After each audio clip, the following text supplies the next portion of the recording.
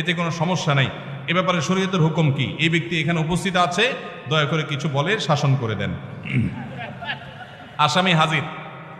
ভাইরা আমার, দাড়ি লম্বা করা এটা নবী সাল্লাল্লাহু আলাইহি ওয়াসাল্লামের নির্দেশ। তিনি বলেছেন আফুল্লুহা আরফুল্লুহা, তোমরা দাড়িকে ছেড়ে দাও।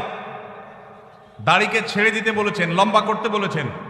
সাহাবীদের মধ্যে এক মুষ্টির পরে, বুখারীর হাদিসে এক মুষ্টির পরে অতিরিক্ত অংশ কাটার বিষয়টা সাব্যস্ত আছে। এর আগে, এক মুষ্টির আগে সাহাবীদের কারো কাছ থেকে, নবী সাল্লাল্লাহু আলাইহি ওয়াসাল্লাম থেকে কোনো হাদিসে দাড়ি কাটা ছাটার কোনো প্রমাণ নাই। এই জন্য সারা বিশ্বের প্রায় সব উলামায়ে ইকরাম একমত যে দাড়ি লম্বা করা ওয়াজিব। কিছু ইখতিলাফ আছে, আরবের কিছু আলেমদের ভিন্ন মত আছে। বেশিরভাগ আলেমদের মতে হলো দাড়ি লম্বা করা কি ওয়াজিব। ইজিপশিয়ান কিছু আলেমদের ভিন্ন মত